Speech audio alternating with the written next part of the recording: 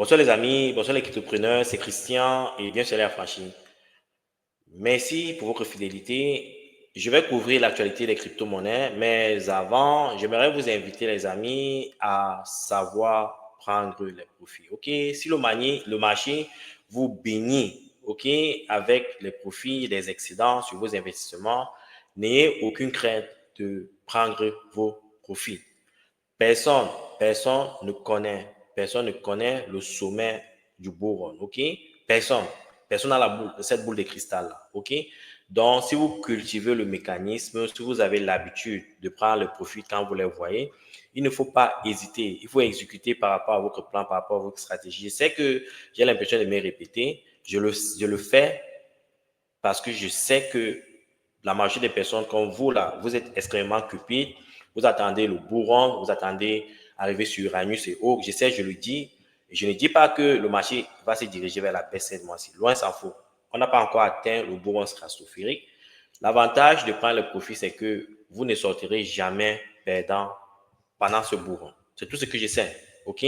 Mais si vous êtes là, vous timez en quelque sorte le sommet du bourron pour sortir, c'est vous qui allez distribuer ces richesses-là au smart money. Parce que je peux vous le dire avec certitude, les smart money sont déjà en train de sortir du marché. Les smart money n'attendent pas le sommet du bourron. OK, je le dis parce que il y a beaucoup de mes élèves qui ont fait ces erreurs dans le passé et qui ont raté leur bourron. Donc, c'est votre choix. Ce n'est pas un conseil financier, mais je sais que ça ne fait jamais de mal de prendre de l'argent. OK, au lieu d'espérer qu'on aura plus d'argent, il est mieux de prendre au fur et à mesure que le marché nous bénit avec cet argent-là, d'en apprendre un peu, OK, et de laisser le reste faire le boulot. Si ce n'est pas un conseil financier, vous faites ce que vous voulez, OK? Et pour ceux qui vont le faire, les amis, je peux vous garantir, vous viendrez me remercier pendant le bear market, OK? Avant de commencer, je vais partager cette page un instant. Bon, pourquoi cette effervescence sur le marché depuis hier? La raison pour laquelle les marchés ont pris de la valeur est simple. Comme je vous l'ai expliqué dans ma dernière vidéo, le, le taux d'inflation à la production avait baissé. OK? Et la question qu'on s'est posée, c'est de savoir est-ce que ce taux d'inflation à la production devait se répliquer au niveau de la consommation. Ce qui s'est passé hier, c'est que le rapport du taux d'inflation est venu un peu élevé. Le taux d'inflation de novembre, le taux d'inflation est passé de 2,7% en novembre à 2,9% en novembre.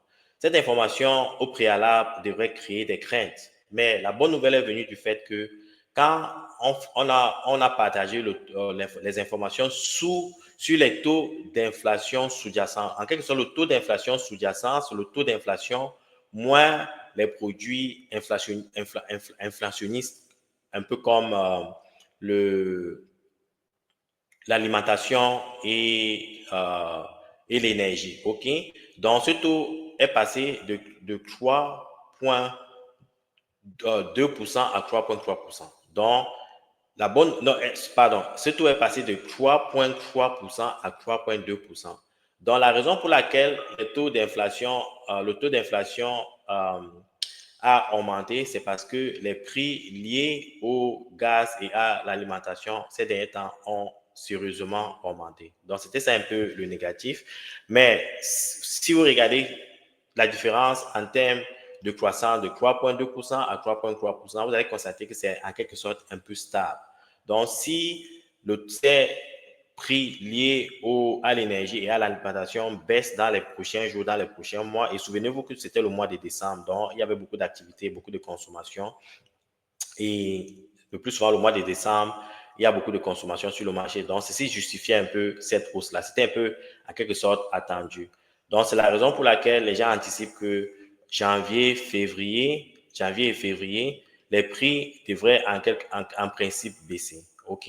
Donc, on estime que le rapport de février, le rapport de mars devrait montrer un taux d'inflation favorable. Et pour cette raison, les gens anticipent que la Fed devrait, en principe, dans 13 jours, baisser les taux directeurs de 25%. Je vais essayer de trouver cette part rapidement pour la partager avec vous. Estimation du CME Group. Vous allez voir, par exemple, que les analystes estiment que la Fed devrait baisser les taux directeurs de 25 points de base. OK? C'est dans environ 13 jours, nous aurons cette information-là.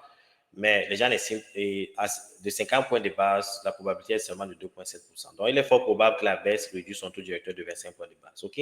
Par rapport à cette information que je viens de partager avec vous, là, ça se confirme davantage. OK? Donc, c'est la raison pour laquelle le marché est en effervescence. Je vais partager une autre information, une preuve pour vous montrer pourquoi le marché est en effervescence. On va un peu regarder les prix un instant. D'emploi sur TradingView. Qu'est-ce que vous voyez? Vous voyez que hier, quand l'information est sortie, OK? Quand l'information est sortie, nous étions ici. C'était un instant, nous étions ici. OK, le 15, environ 14h30, vous avez vu comment le marché a pompé subitement. OK, le marché a pompé et ces pompes a été reflétées sur le marché des actifs à risque comme les crypto-monnaies et les actifs de la blockchain.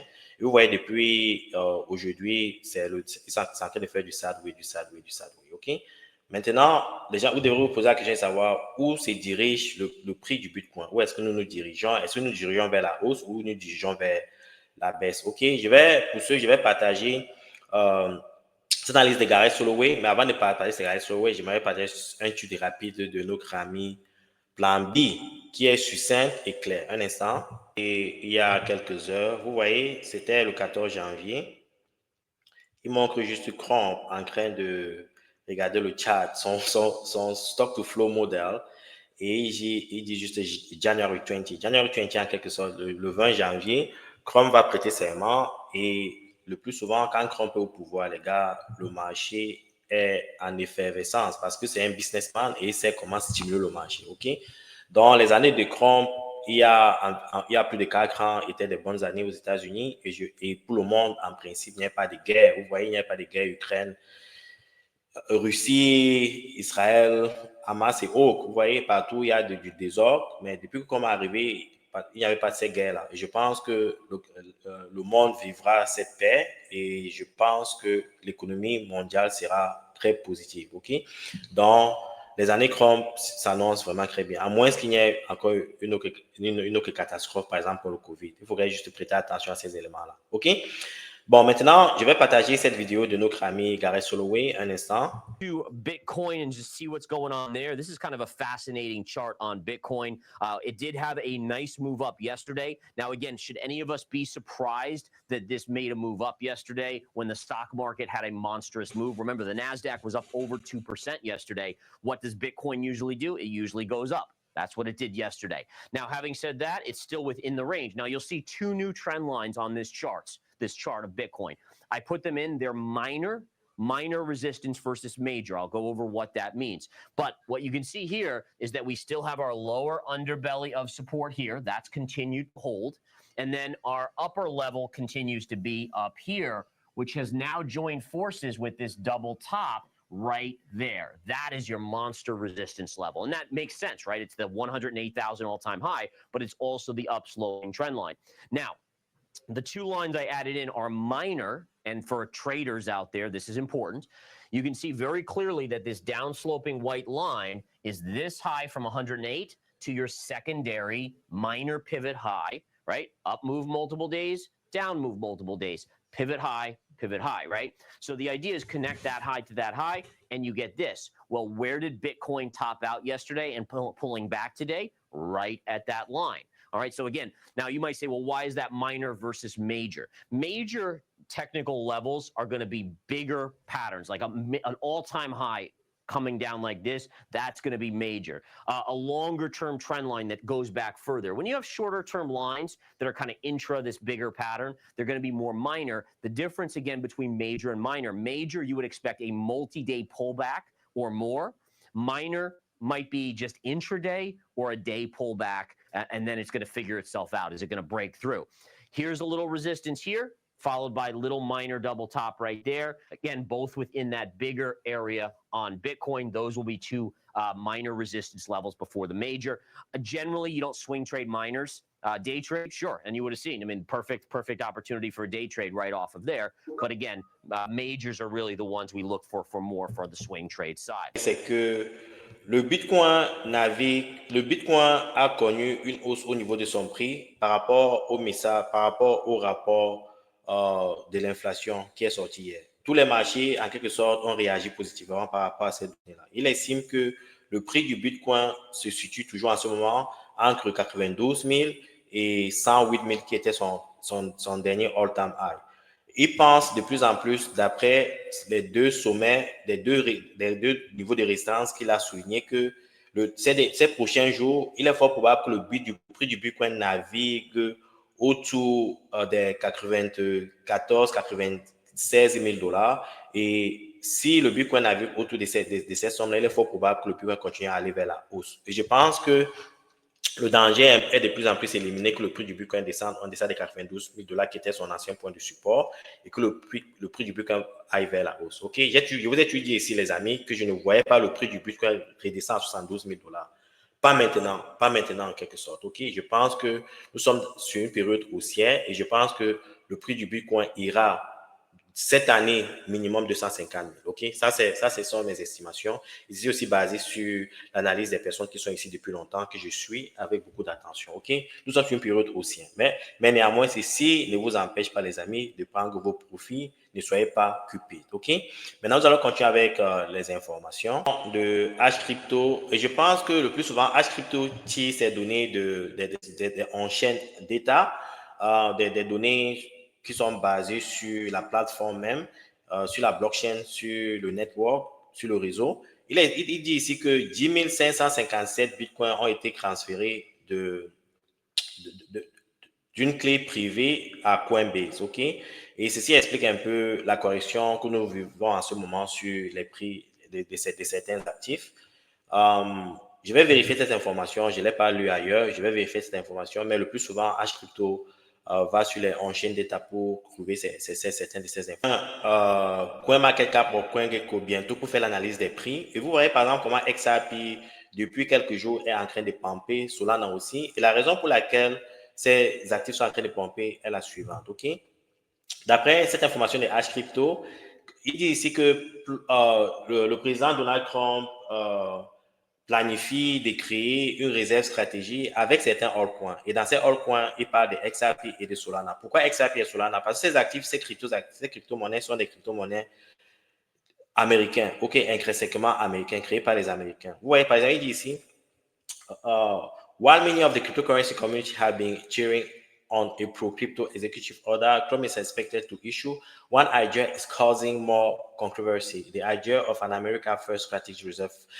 D'après cette note-ci, et ça, c'est ce qu'on appelle Chrome, Make America Great Again, altcoin. Ça veut dire que Chrome, en principe, qui est vraiment pro-américain, pense qu'il serait peut-être, bon, ça c'est encore des spéculations, cette information n'est pas confirmée, mettrait plutôt l'accent sur des altcoins qui sont américains. Et ces altcoins, XRP est purement américain, ça a été créé par les Américains, Solana aussi. OK?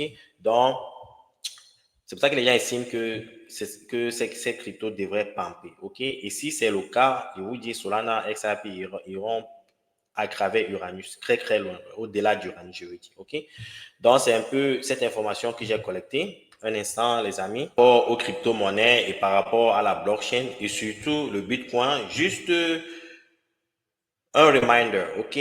Pour mémoire, souvenez-vous que le Bitcoin en 2011 se vendait en quelques sous, OK? Et à travers le temps, OK? À travers le temps, vous voyez cette évolution magique, magnifique, OK? Depuis là, le Bitcoin ne cesse d'aller vers la hausse, OK? Donc, d'après cette analyse de Bitcoin historien, il est fort probable que le Bitcoin aille à 1 million de dollars que de retourner à zéro. Parce que j'étais même récemment avec un ami hier qui me disait que dans 5 ans, le Bitcoin ira à 0 dollars. J'étais un peu abasourdi. Et ce qui était curieux, il disait que des projets comme XRP devaient décroner le Bitcoin. C'était un peu funny, quoi. Le Bitcoin est ici pour rester et le Bitcoin va dominer le monde, les gars. Ça, c'est mon opinion. Ce n'est pas un conseil financier, OK? Juste mon opinion. Selon laquelle les États-Unis devraient faire certains altcoins américains leurs réserves stratégiques. Par exemple, la même information est relayée sur Coindex. Solana, XRP, jump as strong reportedly more America first strategic crypto reserve, but experts suggest otherwise. OK, bon, donc il y a ces rumeurs-là qui courent en ce moment. Et les gens estiment que si c'est le cas, les projets américains devraient en principe prendre beaucoup de valeur. C'est une information à prendre au sérieux. OK? Aussi, il pourrait aussi avoir une certaine correction sur le marché ces prochains jours parce que d'après certaines annonces, il est fort probable que le Japon croise ses taux directeurs parce que le taux d'inflation ne fait que s'accentuer là-bas. Donc, c'est une information. Au cas où vous voyez le marché en correction, il ne faudra pas être surpris. Ce qui est normal, OK? Ça sont les bruits à court terme. Ce qui est important ici, c'est le long terme, comme je le dis le plus souvent, OK? Juste être patient. Bon, on va couvrir rapidement, on va aller faire une analyse rapide des prix, voir où nous en sommes. Là, je suis sur CoinGecko.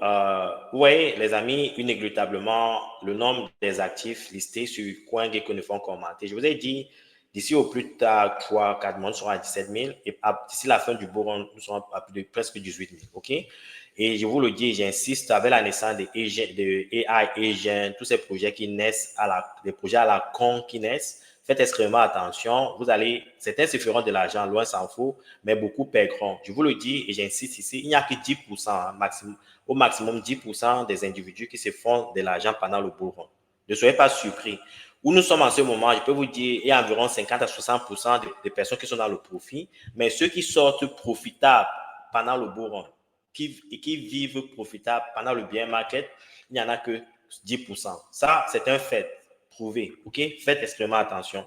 Ne faites pas partie de ces 90%. OK? Et historiquement, ceux qui me suivent, la majorité nous sommes à 30%, ceux qui réalisent des profits. C'est pour ça que j'insiste davantage sur ça parce que un des feedbacks que j'ai reçus pendant le dernier bull, c'est que je n'informais pas les gens assez à prendre les profits. Alors que je le faisais dans le forum, WhatsApp, mais pas beaucoup sur cette chaîne. C'est pour ça que de plus en plus, j'insiste sur ces chaînes. Je vous invite, les amis, prenez vos profits, OK?